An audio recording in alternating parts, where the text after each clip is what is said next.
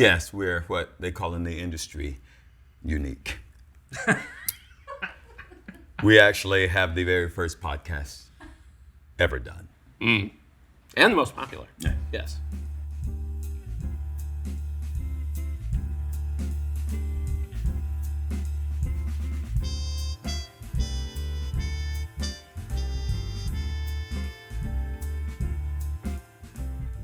The idea behind the podcast was that I had this cocktail book that I wrote, Create 100 Cocktails, and I was encouraged by somebody I know, a podcast producer, to try and come up with some type of podcast format for it. And I tried doing it solo, and I realized that I didn't want to listen to me by myself. So I called him up and I said, hey, I got this idea for a podcast. And Gary said, yes, I will do this with you. I don't think we ever had any hesitations about starting the podcast. I think it was just like, let's do it and see if it's fun and if it's workable and if we enjoy doing it. I mean, there was a technical hurdle that we had to get over, and that we needed to make sure that we had a setup that was going to work. We wanted to make sure the sound was good. Fortunately, Gary, because he is a voiceover artist, has a nice setup in his office. We were able to use a couple of the microphones that he already had, and then we just had to find a third microphone. I talked to your sound guy on this production, and he refuses to sell me one of his microphones. He's going to find it real weird when he leaves here and he's going to be missing a microphone. This is how I operate. Wow. He's probably listening to me say that right now. Probably. He's got us all mic'd up. Wow. With my mic. My soon-to-be mic. Soon to be. Don't get ahead of yourself. I think before we started doing it, I think we both knew a reasonable amount about podcasting, mostly because Gary had been a guest and I've been listening to it. But I think the fact that we have both been in the entertainment industry made it feel a little bit like less of a barrier to starting one. But we weren't experts in making or engineering our own podcast when we started.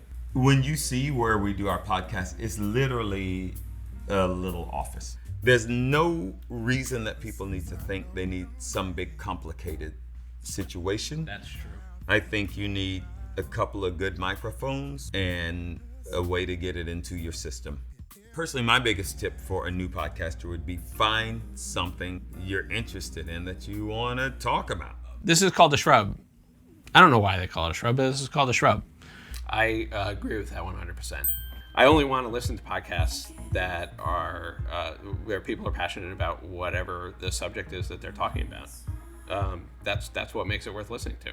I think the whole thing is just playing to whatever your strengths are. Mm-hmm. You know, like Elliot has strengths that I do not have, and he knows things that I don't know. If you're working with a partner, definitely play to your strengths. Yes. Yep. You know, play to what makes you friends or partners or whatever. So if you are starting, your own podcast, you do have to treat it as a marathon, because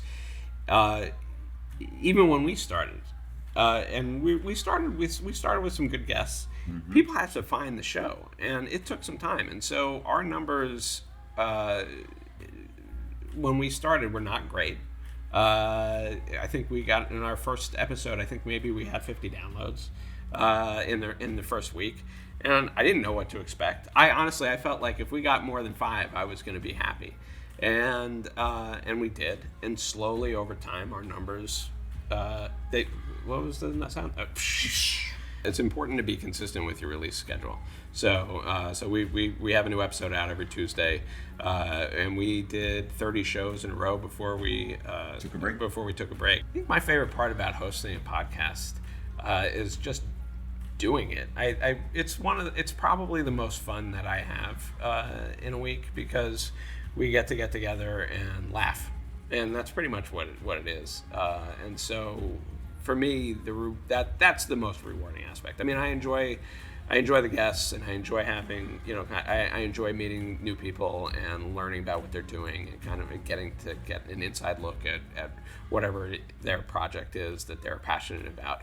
But really, the most fun for me and the most rewarding aspect of it is just honestly, it's the friendship part. No. Opposite. No, I'm just kidding. Yeah. No, it is doing it. It's fun just to do. Yeah. Of course, everybody always wants bigger numbers on stuff. Yeah. It's great to have more eyes and ears, but until we have more eyes and ears on what we're doing, then my success is, did we enjoy doing what we did that day? Have with it. Ultimately, we are doing this because we have fun doing it, and that if we have fun as we're doing it, and then that's been a success.